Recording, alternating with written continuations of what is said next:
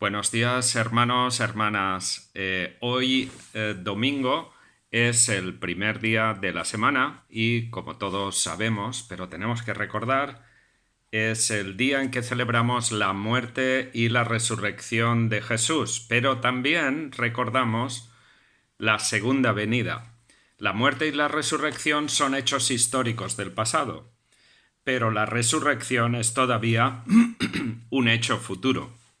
Es algo que esperamos y que debemos de esperar con ilusión porque creemos que el Señor está cerca, cerca para volver y recoger a su iglesia. Y entonces estaremos presentes en su presencia con Él.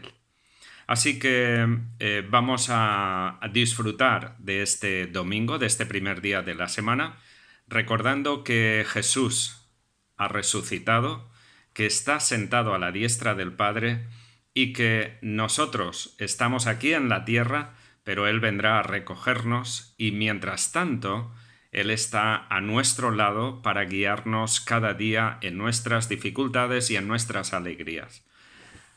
Hoy vamos a continuar con el tema que nuestro pastor inició la semana pasada sobre el decálogo, el llamado decálogo.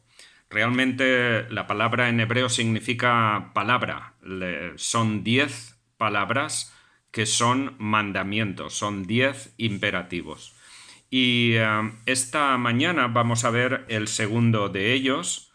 El domingo pasado nuestro pastor estuvo haciendo una introducción preciosa acerca de la primera palabra, que en sí no es un mandato, sino una presentación de Dios mismo, de la naturaleza y esencia de Dios, como el Dios del pacto, Jehová o Yahvé.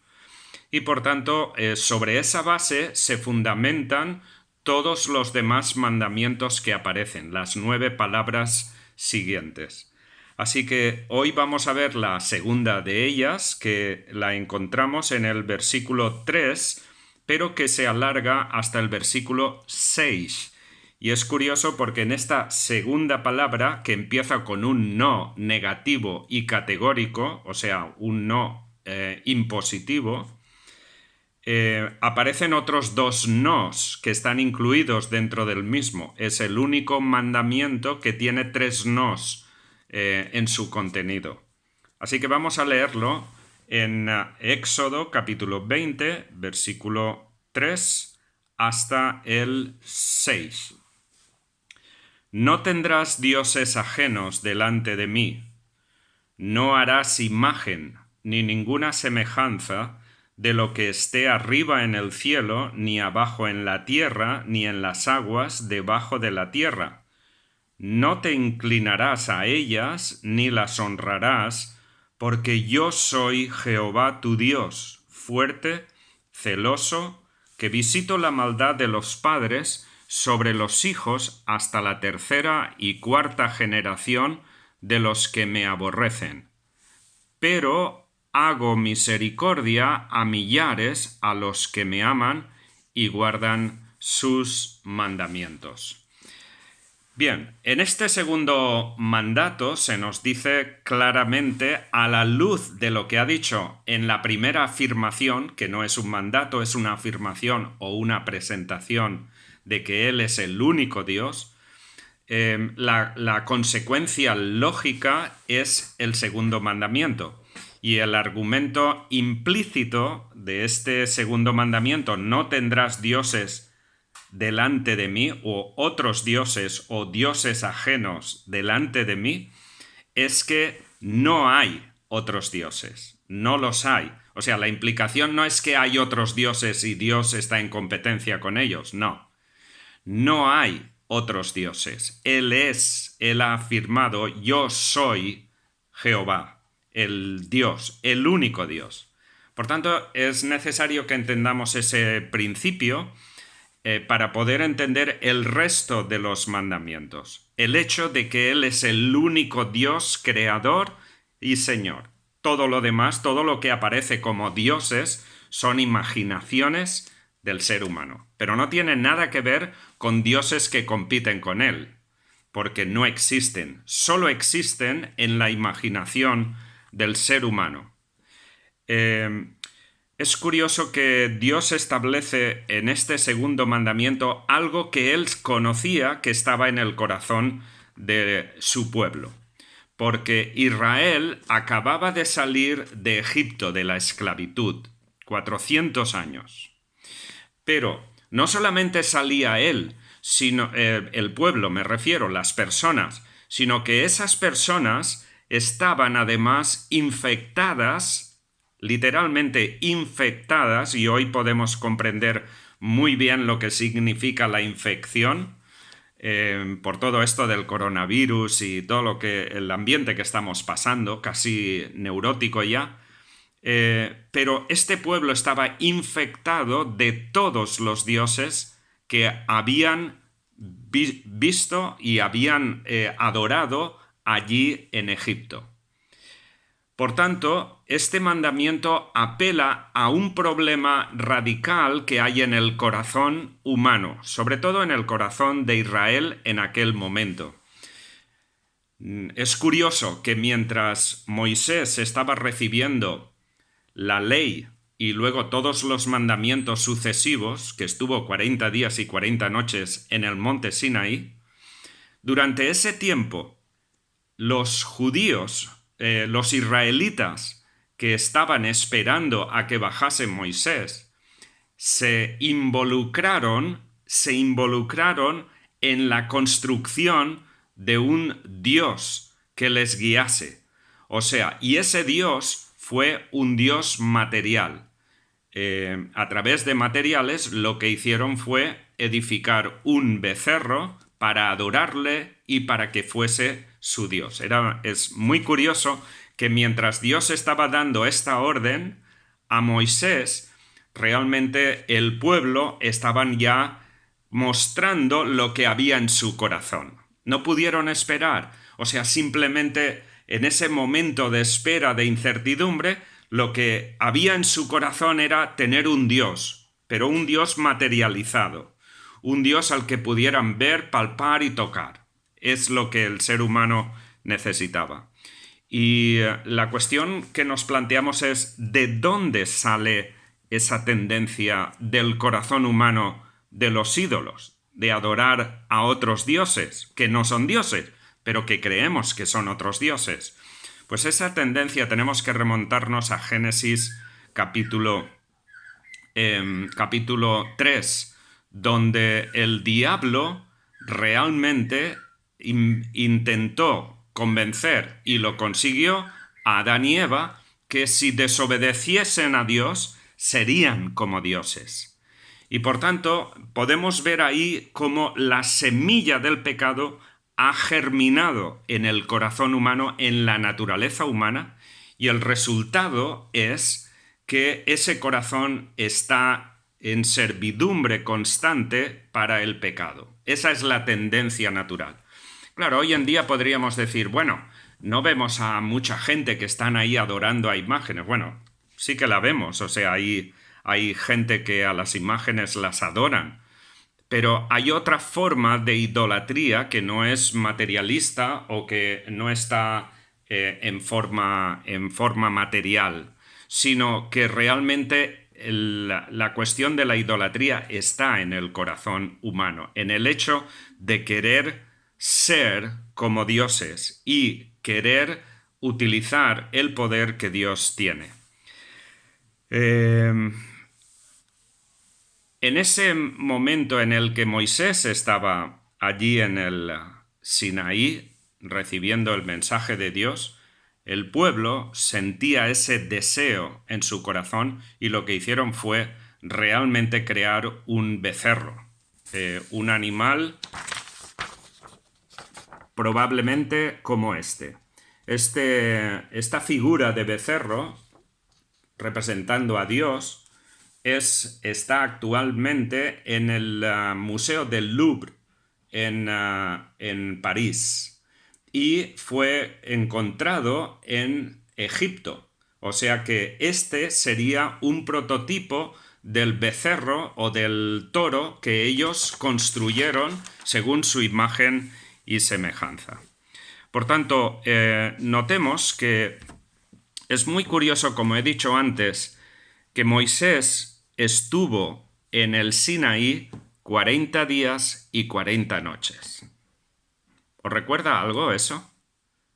40 días y 40 noches, recibiendo la ley y los mandamientos. Mientras tanto, el pueblo se desequilibró. O sea, se desesperó y lo que hizo fue crear a un Dios, a su imagen y semejanza, según lo que había en sus corazones. Pero es curioso que, como ya habréis imaginado, 40 días y 40 noches nos recuerda al tiempo que Jesús estuvo en el desierto. ¿Dónde estaba el pueblo en estos momentos? En el desierto. En el desierto del Sinaí. ¿Dónde estaba Jesús cuando fue tentado por el diablo? Pues estaba en el desierto. Lo que no sabemos era si estaba en el desierto del norte o en el desierto de Judea. Probablemente en el desierto de Judea. Y ahí Jesús estuvo 40 días y 40 noches tentado. 40 días y 40 noches y luego fue tentado. Pero es curioso que el pueblo Israel, que estuvo allí 40 días y 40 noches esperando el mensaje de Dios, se pervirtieron. Pero Jesús, que es el Adán, el nuevo Adán de una nueva raza, después de 40 días y 40 noches de estar en ayuno, fue tentado. Y en esas tentaciones el diablo intentó que Jesús le adorase a él. Pero Jesús siempre respondió o con la palabra de Dios y al final de todo le dijo: vete, Satanás, porque escrito está, al Señor tu Dios adorarás y a Él solo servirás. Es por eso que nos damos cuenta de que Israel fracasó como seres humanos, pero el Mesías vino a cumplir lo que ni el primer Adán ni tampoco Israel pudieron cumplir en toda su vida. Es por eso que nos damos cuenta que hay una diferencia, pero a la vez encontramos esta realidad en la que la historia se repite para demostrar que Jesús es el verdadero Dios. Es el único que ha podido realmente enfrentar al Dios de este mundo. Ahí está la realidad. Una cosa son los ídolos y otra cosa es el Dios de este mundo que gobierna este mundo. Y que yo diría que en cierta forma, hoy más que nunca, vemos que su poder está aumentando a través de toda la inestabilidad, de todo el dolor, de todo el sufrimiento, de toda la confusión que existe en estos momentos, no solo por el virus, sino por la preponderancia de potencias políticas que están desestabilizando, que están compitiendo y que hay una serie de situaciones y de actitudes en el mundo que realmente están en contra de los 10 mandamientos de Dios. Hoy en día es muy fácil hablar de Buda, de Mahoma, de cualquier otro Dios, pero no hablemos de Jesucristo. Esa es la tendencia al mundo. No se habla, no nos interesa ese nombre.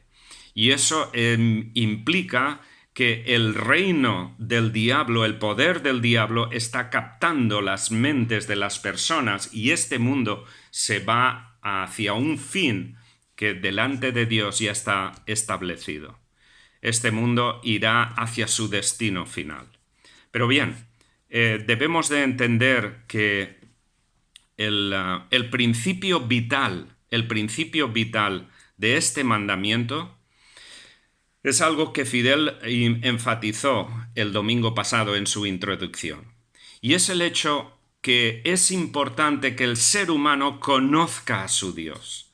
Que realmente como personas sepamos en quién hemos creído. Tal como decía Pablo, yo sé en quién he creído. Es que mis sentimientos me hacen dudar. ¿Y quiénes son tus sentimientos? ¿Son tu ídolo? O sea, a veces los sentimientos pueden convertirse en el ídolo, en el Dios que gobierna nuestras vidas. O nuestros pensamientos. Es que yo tengo muchas dudas y tal. ¿Y quiénes son tus pensamientos? ¿Acaso tus pensamientos se han convertido en tu Dios?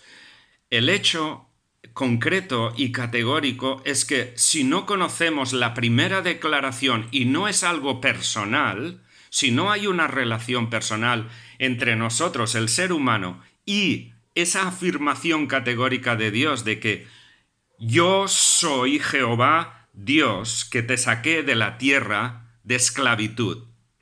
Si no hay un conocimiento de quién es Dios y de lo que Dios ha hecho por nosotros en Cristo Jesús, el ser humano es capaz de adorar a todos los dioses, rechazar al verdadero Dios y adorar a todos los dioses. Esa es la verdad, es la cuestión. Porque Dios es el yo soy, el yo existo. Los demás no existen. Ahora, frente al yo soy está quien es el yo no soy, que es el diablo. Por tanto, el diablo tiene su interés en convencernos de que el yo soy no existe y que el único que existe es el yo no soy, lo cual es un absurdo. Nosotros como cristianos sabemos que el yo soy no solamente nos ama, sino que a la vez el yo soy ha venido a identificarse con nosotros en un cuerpo humano para ofrecerse como víctima expiatoria por nuestros pecados y poder llevarnos a la presencia de Dios.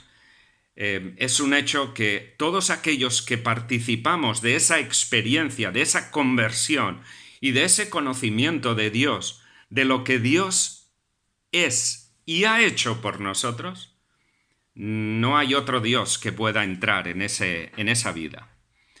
Si Dios es el que gobierna nuestras vidas, todos los demás dioses desaparecen, porque no son dioses, no existen, son fantasías.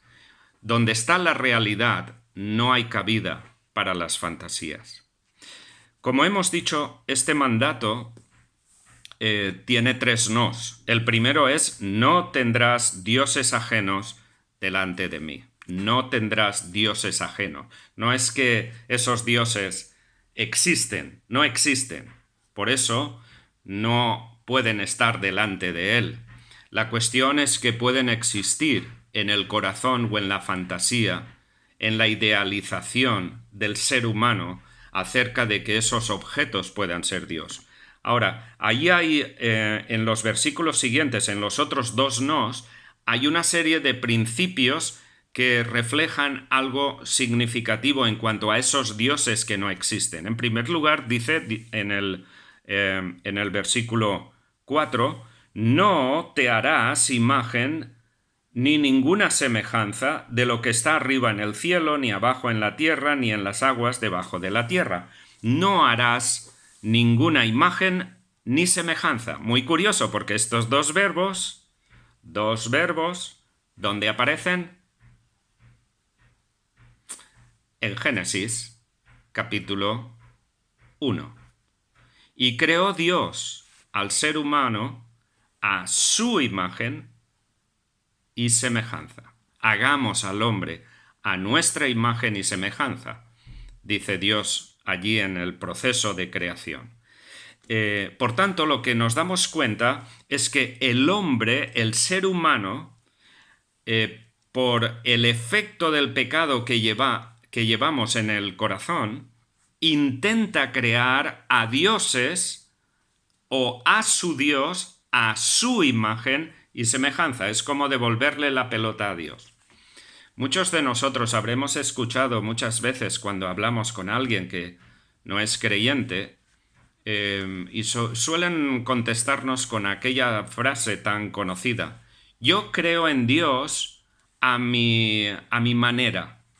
¿Cierto? Lo habremos escuchado muchas veces. Yo creo en Dios a mi manera.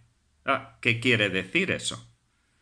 ¿Cómo es que el ser humano puede creer en Dios a su manera?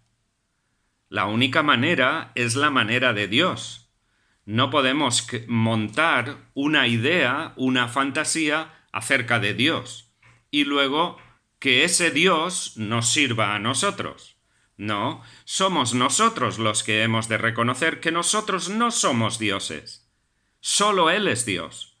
Y eso refleja el gran desconocimiento que el ser humano tiene acerca de la persona de Dios. ¿Quién es Dios? ¿Y qué ha hecho Dios para mí? Por tanto, entender esto es de suma importancia. El hecho de que Dios prohíbe no hacerse imágenes es por el hecho de que los seres humanos tendemos a materializar, somos materialistas. Queremos realmente tener un Dios y verlo en una figura.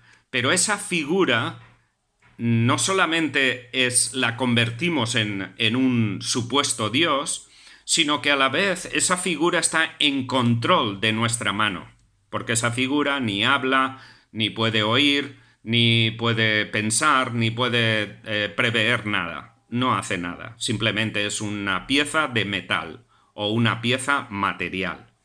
Pero claro, el ser humano se tranquiliza con el hecho de que tengo a Dios en mi casa con esta figura. A veces, hablando con gente, predicándoles el Evangelio, dicen, sí, pues yo tengo la figura de la Virgen o la figura de un santo, que para mí es muy importante porque es la que me protege la casa, ¿no? Por ejemplo, o lo que vemos en las procesiones de Semana Santa, ¿no? Donde la gente llora, donde tiene pasiones tremendas.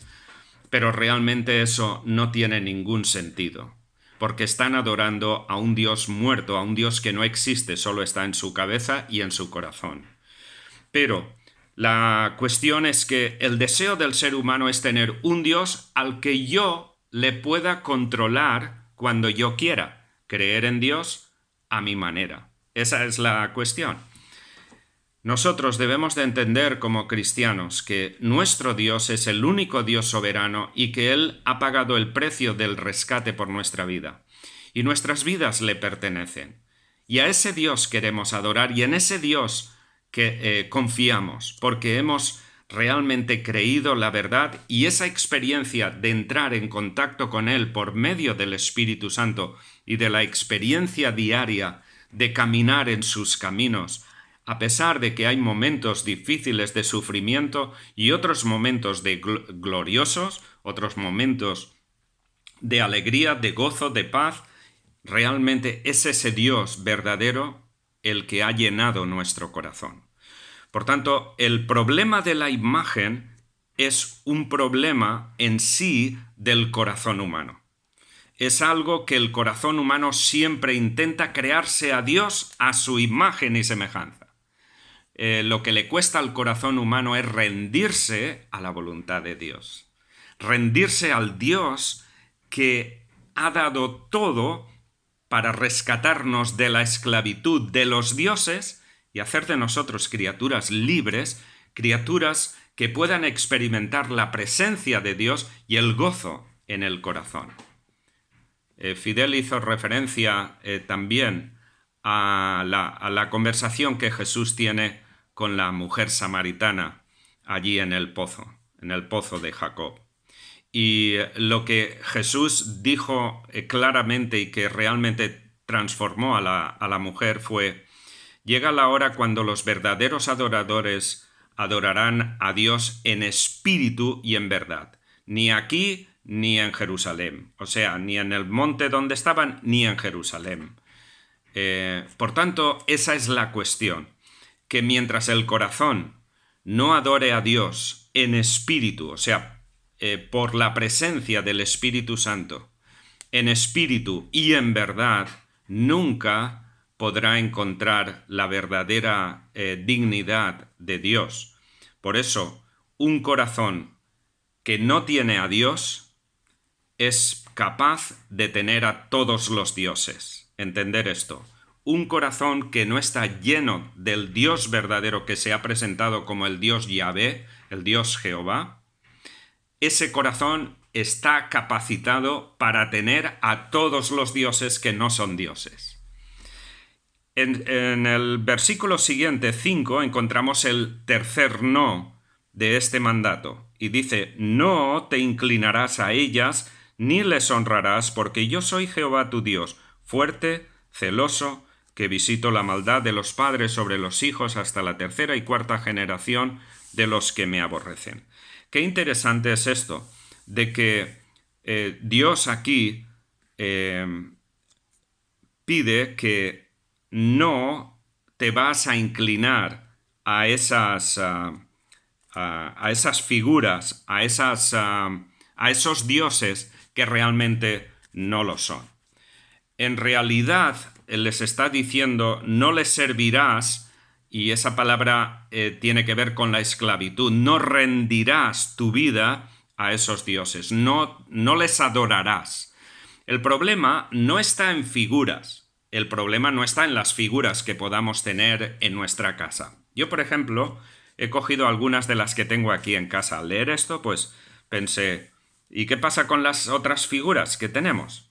Vamos a ver, aquí tenéis esta figura que os recordaréis que la usé para... es la matrona esta rusa o de los países nórdicos por ahí, donde tienes una figura y dentro tienes varias otras figuras. Vas sacando las figuras que hay dentro. Pero la cuestión es que esta figura, para mí, ni para la gente que lo tienen, es Dios. Simplemente es una figura que representa una maternidad, ¿no? Y la importancia de una maternidad. Luego también tengo otra figura que es esta que compré en Israel, que es como una réplica pequeña de lo que era el Arca de la Alianza. La cuestión es que la figura en sí pues no tiene ningún problema al tenerlo aquí. En realidad el problema estaría si en mi corazón pensase que tengo a Dios aquí dentro concentrado y me postro para adorar delante de esta figura. No, esto es decorativo.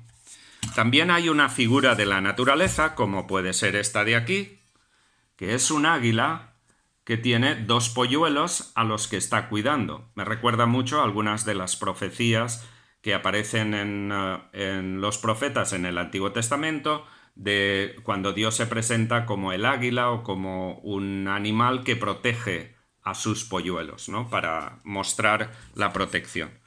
Pero tampoco nos arrodillamos, ni adoramos, ni pensamos que esto tiene ningún poder. ¿Por qué? Esto no tendría cabida en mi corazón ni en el de mi familia, porque en nuestro corazón la realidad es la presencia del Espíritu Santo. Así que debemos de entender que esa tendencia de los ídolos es algo que está en el corazón humano y que realmente el ser humano lo necesita para tranquilizar la conciencia, porque no tienen la paz de Dios que sobrepasa todo entendimiento. Cuando un corazón está vacío y no tiene la presencia de su Creador, todo lo demás son ídolos, todo lo demás. Hoy en día está el ídolo del consumismo, el ídolo del dinero, el ídolo del deporte, el ídolo de la imagen, de la autoimagen y sobre todo el Dios más famoso actualmente de este mundo, el más famoso, ni siquiera os lo podéis imaginar, pero el más famoso, ¿sabéis cuál es? Este.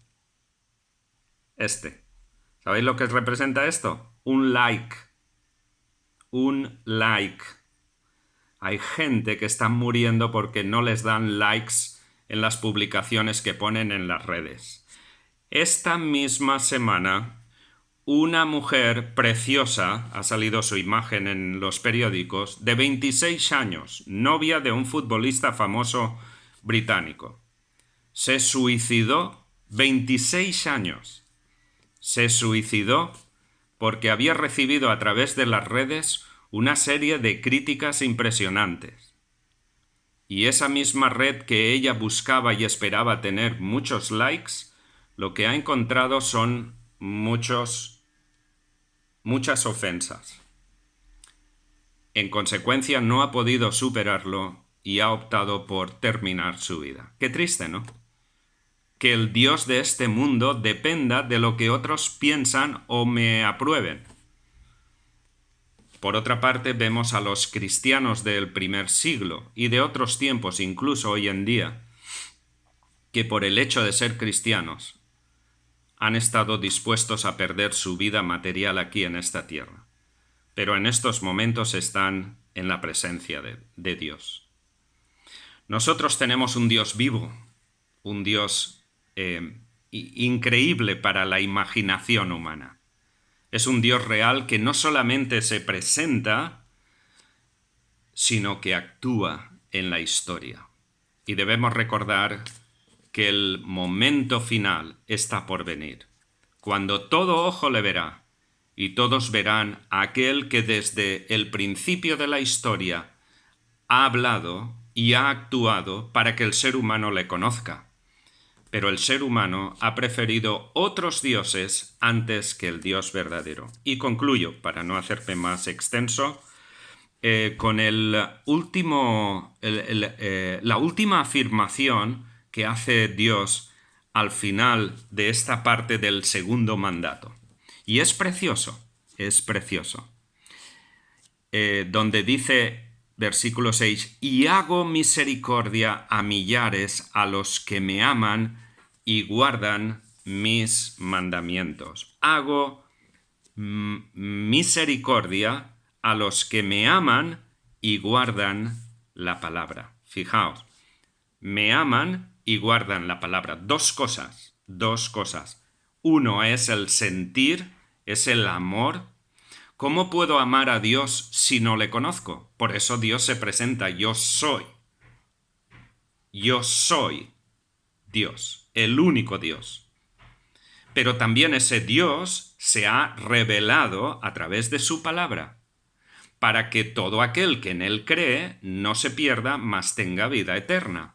Por tanto, es el Dios que ama, y ese amor es el que le provoca a actuar. Es el amor lo que le motiva a presentarnos su palabra. Es su amor el que le ha motivado a entregar a su propio Hijo que muriese en una cruz para rescatarnos. Ni más ni menos que entregó a su propio Hijo.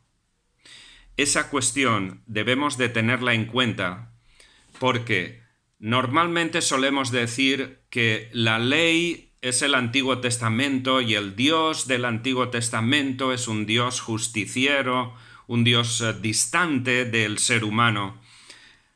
Nunca debemos de aceptar eso. Esa ley que fue dada por el amor y la misericordia de Dios, porque esa ley representa la naturaleza de Dios, cómo Dios es.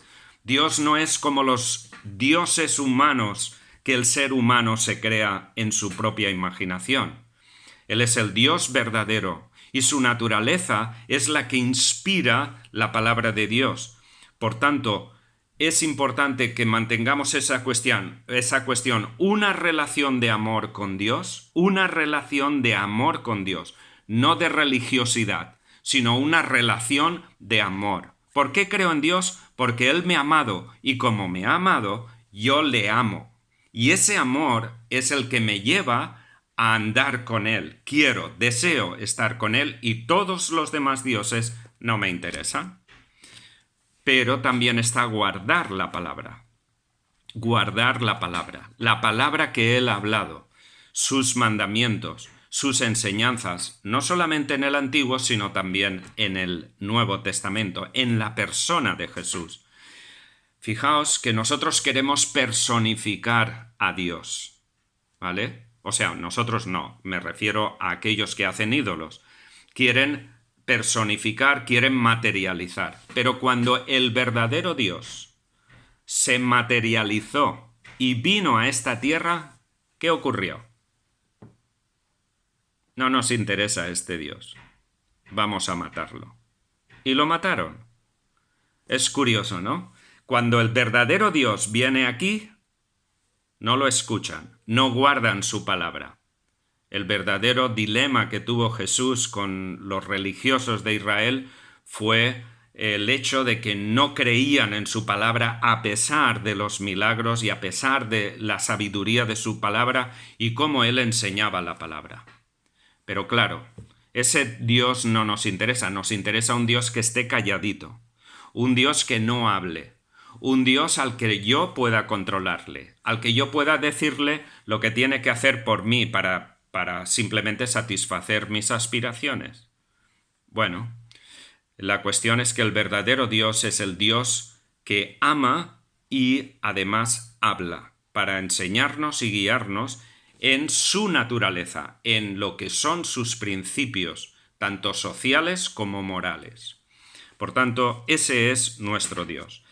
Concluyo con esa referencia al Evangelio de Juan, capítulo 1 y versículo 17, donde Juan afirma allí un principio vital que debemos de entender y que está en vinculación con esto. La ley fue dada por Moisés. La ley, esta ley que estamos tratando, fue dada por Moisés. Pero la gracia y la verdad, misericordia y verdad, misericordia y ley, vinieron en Jesús. No fueron dadas como la ley, no. Porque aquí lo que vemos es que Moisés recibió la ley como en unas piedras y como en unas expresiones verbales. Pero en el caso de Jesús, nos dice Juan, que la gracia y la verdad vinieron en Jesús. Él es la gracia y la verdad. Él es la gracia y la verdad. Pero claro, a la gracia y la verdad a muchos no les interesa. Les interesa la desgracia y la mentira.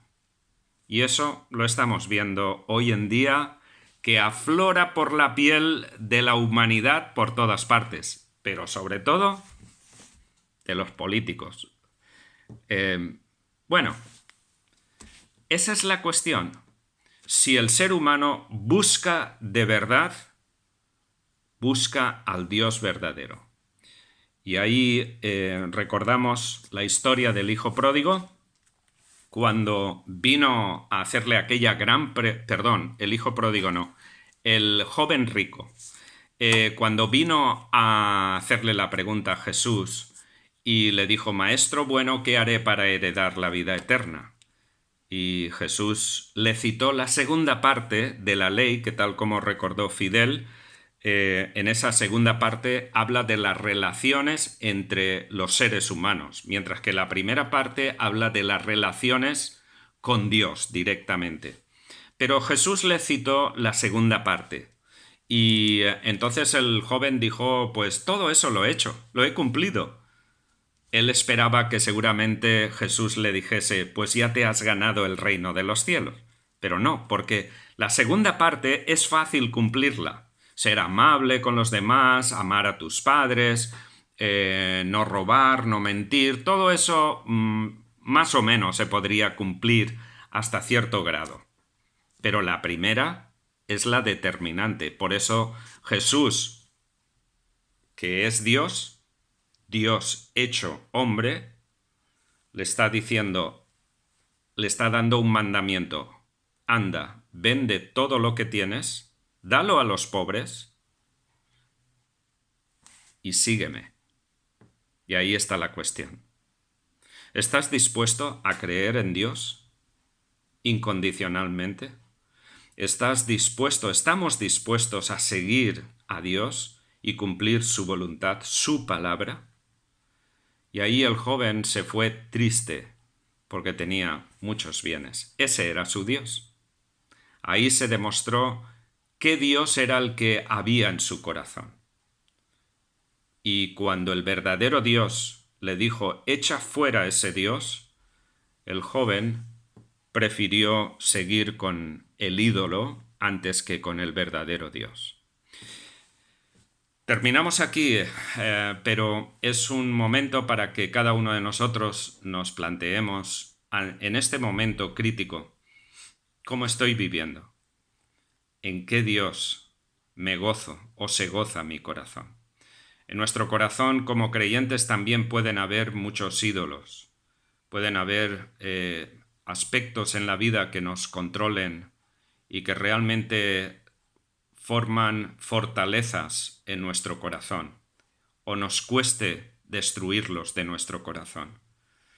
pero tenemos que mirar al verdadero Dios y con una decisión rotunda identificarlos y eliminarlos del corazón. Esta semana será una buena semana para poder empezar. Así que no perdamos la ilusión y tenemos un reto por delante, todos, porque todos estamos expuestos a que nuestro corazón nos engañe. Engañoso es el corazón más que todas las cosas. Pero el verdadero Dios alumbrará nuestro corazón para que el Espíritu Santo nos dé la luz para ver dónde están los ídolos que debemos eliminar de nuestras vidas. Así que buena semana, Dios os bendiga mucho. Hasta pronto y espero que pronto podamos vernos cara a cara en presencia y abrazarnos. Adiós.